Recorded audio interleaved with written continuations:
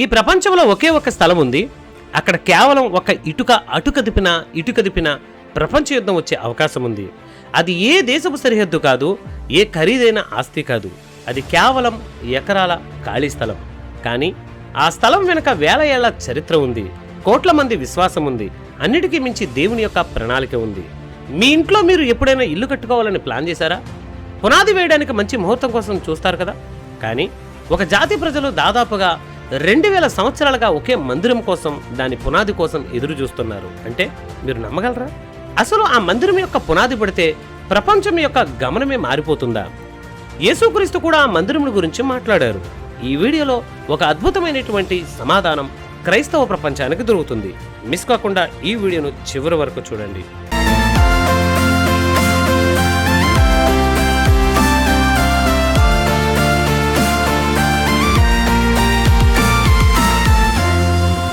నా పేరు డానియల్, మీరు చూస్తున్నారు Bible unknown facts Telugu YouTube channel. అసలు మనం దేని గురించి మాట్లాడుతున్నాం మీకు ఇప్పటికే అర్థమై ఉంటుంది. అదే యెరూషలేములోని యూదుల 3వ మందిరం. మీరు గూగుల్ మ్యాప్స్లో యెరూషలేం అని సెర్చ్ చేస్తే మీకు ఒక బంగారపు రంగు గుమ్మటం కనిపిస్తుంది. దీనినే డోమ్ ఆఫ్ ద రాక్ అని అంటారు. దాని పక్కనే అలక్సా మసీదు ఉంటుంది.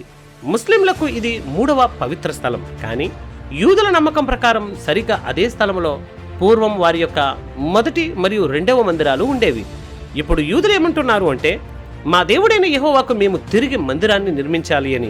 చూడండి, ఇక్కడ ఒక చిన్న ఉదాహరణ మీకు చెబుతాను.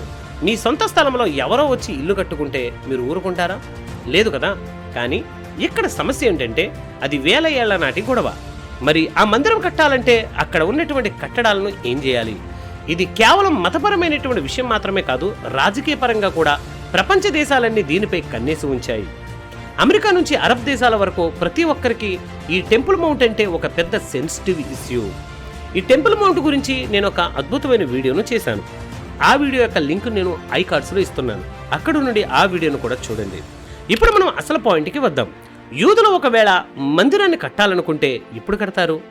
వాళ్ళు ఏదో ఒక రోజున మొదలు పెట్టేస్తారు అంటే లేదని చెప్పాలి. ఎందుకంటే యూదులు ప్రతిదీ దేవుని యొక్క వాక్య ప్రకారము, పాత నిబంధన ధర్మశాస్త్రం ప్రకారము చేస్తారు.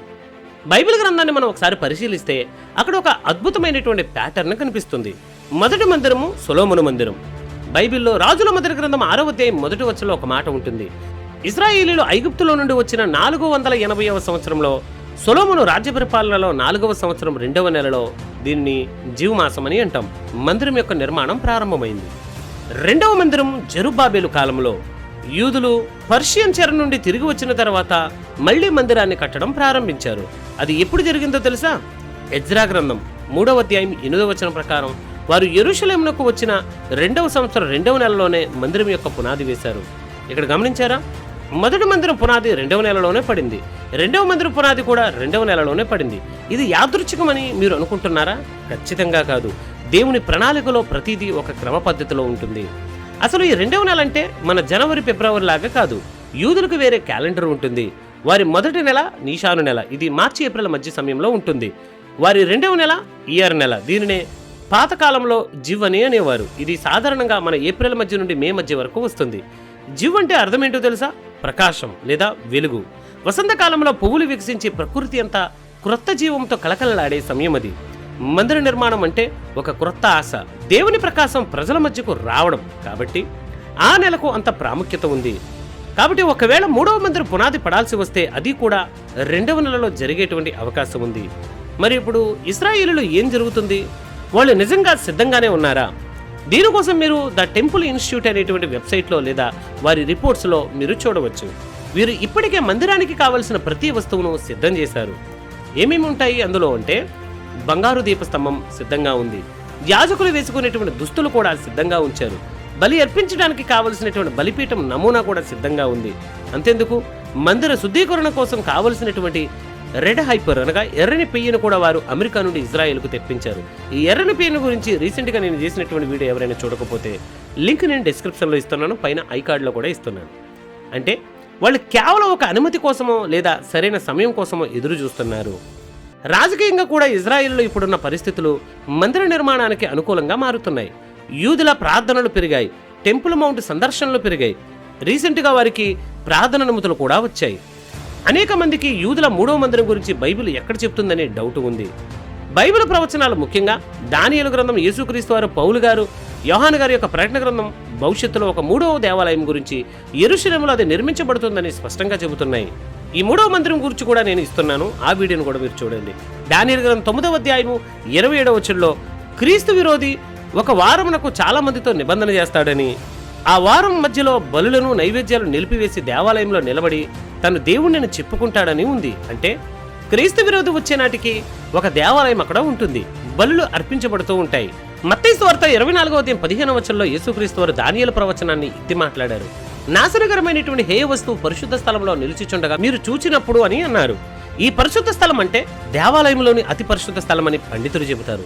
దెస్సలోనికీయులకు రాసిన 2వ పత్రిక 2వ అధ్యాయం 4వ వచనంలో పౌలు గారు కూడా తనను తాను దేవుడినని ప్రకటించుకుంటాడని, దేవుని ఆలయంలో కూర్చుంటాడని క్రీస్తు విరోధుని గురించి చెప్పారు. ప్రకటన గ్రంథం 11వ అధ్యాయంలో యోహాను ఒక కొలత కర్రతో దేవాలయాన్ని, బలిపీఠాన్ని కొలుస్తాడు. ఇది భవిష్యత్తులో ఉండబోయే ఒక దేవాలయం గురించి స్పష్టంగా తెలియజేస్తుంది.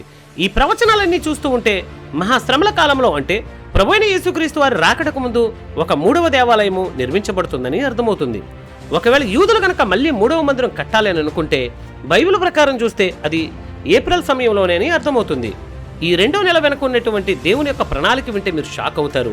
ఇది కేవలం ఇటుకలు రాళ్లతో కట్టే మందిరం గురించి మాత్రమే కాదు, మన జీవితాల్లో దేవుడిచ్చేటువంటి సెకండ్ ఛాన్స్ గురించి, అంటే 2వ అవకాశం గురించి కూడా చెబుతుంది. బైబిల్లో సంఖ్యాకాండం 9వ అధ్యాయంలో ఒకసారి చూడండి. అక్కడ ఒక అద్భుతమైనటువంటి నియమం ఉంటుంది. సాధారణంగా యూదుల యొక్క అతిపెద్ద పండుగ అయినటువంటి పాస్ ఓవర్ మొదటి నెలలో జరుగుతుంది. కానీ ఎవరైనా ఆ సమయంలో అపవిత్రులుగా ఉండి లేదా దూర ప్రయాణంలో ఉండి ఆ పండుగను ఆచరించలేకపోతే దేవుడు వారిని వదిలేశాడా? లేదు. దేవుడు మోషేతో ఏమన్నాడంటే, ఎవరైనా మొదటి నెలలో పండుగ చేయకపోతే వారు 2వ నెల 14వ దినమున ఆ పండుగను జరుపుకోవచ్చని సంఖ్యాకాండం 9వ అధ్యాయం 11వ వచనంలో ఉంటుంది. దీనిని పెసహ సేని అని అంటారు. అంటే 2వ నెల అనేది దేవుడిచ్చే 2వ అవకాశానికి గుర్తు. ఇప్పుడు ఆలోచించండి, ఇజ్రాయేలీలు మొదటి మందిరాన్ని పోగొట్టుకున్నారు, అలాగే 2వ మందిరాన్ని కూడా పోగొట్టుకున్నారు. ఇప్పుడు 3వ మందిరం కోసం ఎదురు చూస్తున్నారు. బహుశా దేవుడు తన కృపతో వారికి ఆ 2వ నెలలోనే తిరిగి ఆ సన్నిధిని అనుగ్రహిస్తాడేమో. మరో ఆసక్తికరమైనటువంటి విషయం ఏమిటంటే, ఇశ్రాయేలీయులు ఐగుప్తు దేశం నుంచి బయలుదేరిన తర్వాత వారికి ఆహారం అయిపోయింది. వారి ఆకలితో అలమటిస్తున్నప్పుడు దేవుడు పరలోకం నుండి మన్నాను కురిపించడం ఎప్పుడు మొదలుపెట్టాడో తెలుసా? నిర్గమకాండం 16వ అధ్యాయం 1వ వచనం ప్రకారము వారు ఐగుప్తులో నుండి వచ్చిన 2వ నెల 15వ రోజున అని రాయబడింది. ఇశ్రాయేలీయులు అరణ్యంలో ఆకలితో ఉన్నప్పుడు సరిగ్గా ఆ 2వ నెలలోనే దేవుడు అద్భుతం చేశాడు. మొదటిగా 13వ వచనాన్ని మీరు చదవండి. సాయంకాలం అవ్వగానే పూరేళ్లు, అంటే ఒక రకమైనటువంటి పక్షుల గుంపులుగా వచ్చి వారి పాళెమంతా కప్పేశాయి. అంటే వారి ఆకలితో ఉన్నప్పుడు దేవుడు వారికి మాంసాన్ని కూడా పంపించాడు. ఇక పొద్దున్నే లేచి చూస్తే వారి పాళెం చుట్టూ తెల్లని మంచు కురిసి ఉండేది. రెండవది 14వ వచనం. ఆ మంచు ఈగిపోయిన తర్వాత నేల మీద సన్నని కణములు, అంటే నూగు మంచు లాంటి తెల్లని గింజలు కనిపించేవి. అదే మనం చెప్పుకుంటున్నటువంటి మన్నా. దీని వెనుకున్నటువంటి అసలు రహస్యం ఏంటో తెలుసా? మొట్టమొదటిది సరైనటువంటి సమయం. ఇజ్రాయేలుల దగ్గర ఉన్న పిండి ఆహారం అయిపోయింది.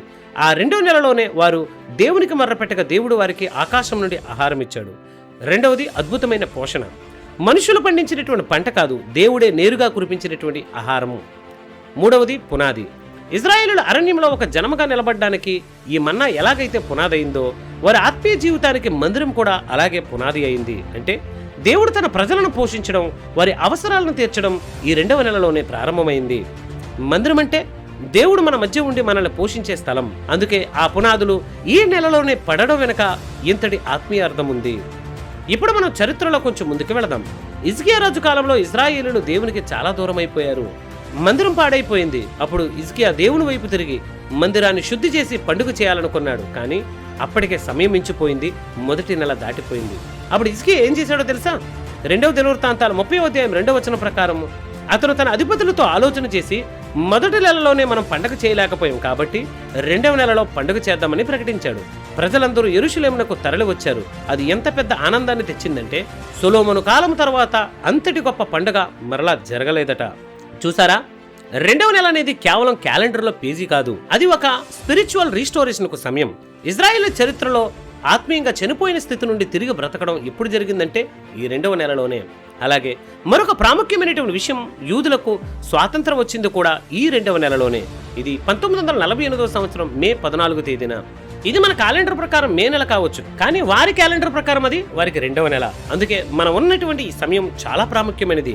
అలా అని ఇదొక అదృష్టపు నెలగానో కలిసొచ్చే నెలగానో నమ్మే ఆచారాలు పెట్టుకోకండి. ఇది కేవలం బైబిల్ సమాచారాన్ని అందించడం కోసం చెప్తున్న విషయాలు. యేసుక్రీస్తు ద్వారా రక్షణ పొందిన ప్రతి వ్యక్తికి ప్రతి నెల ప్రతిరోజు మంచిదే అని పౌలు అంటున్నారు.